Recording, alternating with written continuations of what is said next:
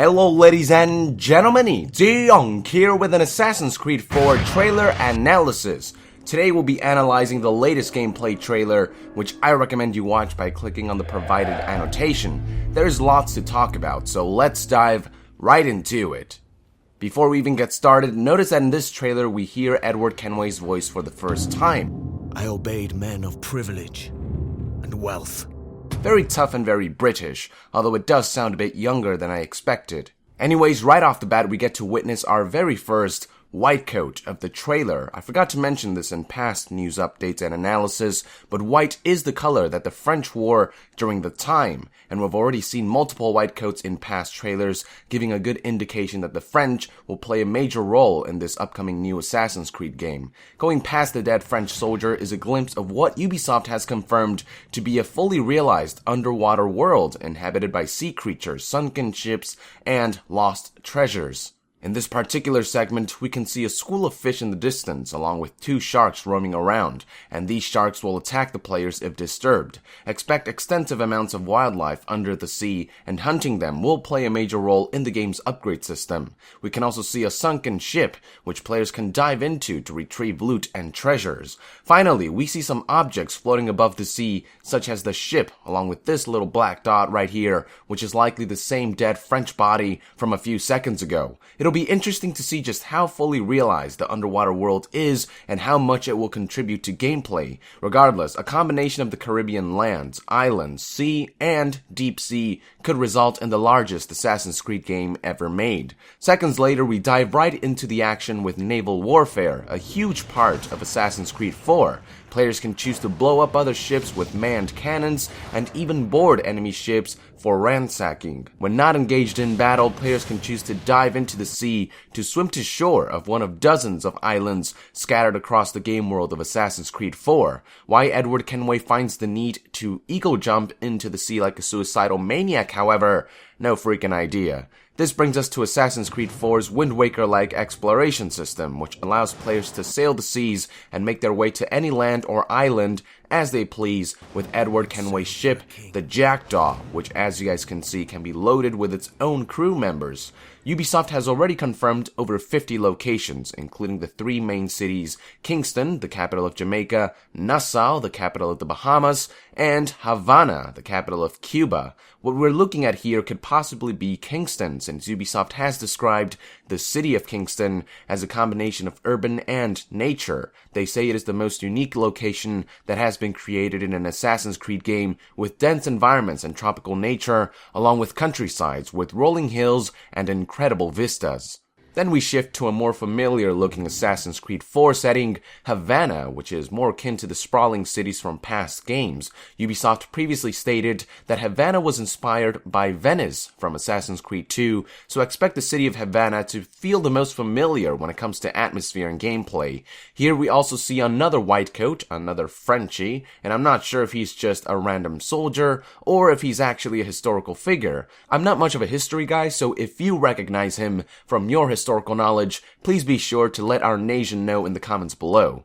Then we shift to a scene that certainly looks like the life of a pirate, but these are actually more white coats taking a break with booze and women. Speaking of women, according to Ubisoft, women and debauchery will play a huge role in both the story and gameplay of Assassin's Creed 4. As previously reported, Edward Kenway is a married man, but his infidelity has strained his relationship with his wife. With his ambitions to become rich and prove to his family that he's a man of quality, he will even go as far as using other women to achieve his goals, and it's already been confirmed that Edward will form close relationships with various other women. In terms of gameplay, players can use women similarly to courtesans in Assassin's Creed 2 to distract targets. Hell, this woman right here may be distracting these French soldiers under Edward Kenway's command for all we know. Also, is it just me or does this guy look like Nico Bellic with a wig? Food for thought. Here are two other Frenchmen who again could just be regular soldiers, but if you happen to recognize them as historical figures, please be sure to let our nation know in the comments below. Before we proceed, let's rewind a few seconds. This time let's use our ears instead of our eyes and listen to Edward Kenway's dialogue. I obeyed men of privilege and wealth. Now, I bend my knee to no man.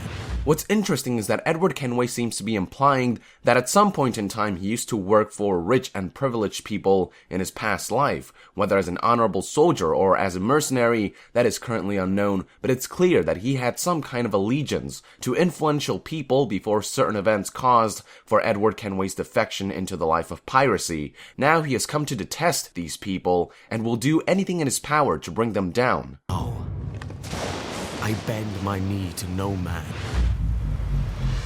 Well, he's fucked.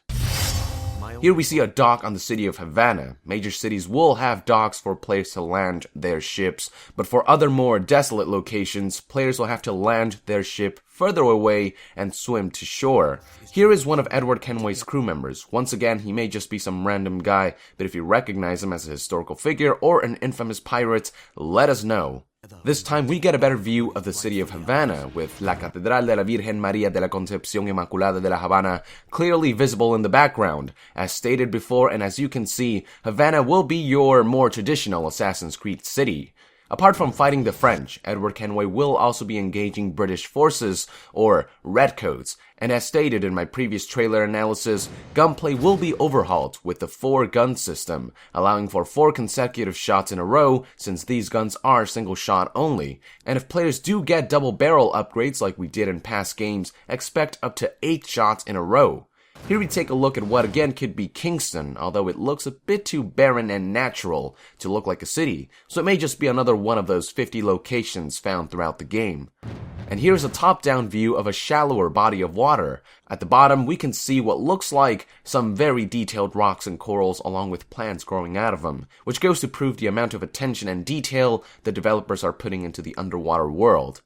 Here we get a clear look at Edward Kenway's hidden blade, which to me looks bigger than previous ones, but I may be wrong. The blade's victim is one of the French in this particular segment, the same chubby dude we saw from a few seconds ago, who could be an important member of the French army. Next up, we look at what could be a small village in Kingston. My assumption is based on the amount of nature that surrounds these edifices, and as stated before, Kingston has been confirmed to combine urban and nature. Another hint is that we see less of the French and more of the British, which perhaps is indication that we will find enemies from different nations in each of the 3 major cities. Now here's something interesting. Some of you may be wondering, is that man a blue coat? Blue was the color worn by the Americans, but this man is actually Benjamin Hornigold, one of various infamous pirates that will make an appearance in the game. We'll actually get another look at him at the end of the trailer. And no folks, he's not American, he's just an English pirate who coincidentally is wearing blue. Another interesting aspect is the begging soldier, who is likely a captain of one of the French vessels. This segment almost looks like a decision-making point, which begs the question if players will be given the choice to execute their foes after they have surrendered, or if they can let them go and perhaps earn an ally in the process. Then the trailer proceeds to show more naval battle, but this time, notice that the ship's sails have the English flag on them, which also vastly resembles the symbol of the Templars. This has led many to believe that the British are the Templars themselves, but we'll see. Here is more footage of the underwater world, this time showing off moss and plants. As mentioned before, once enough damage is done to enemy ships, players can choose to board them for ransacking.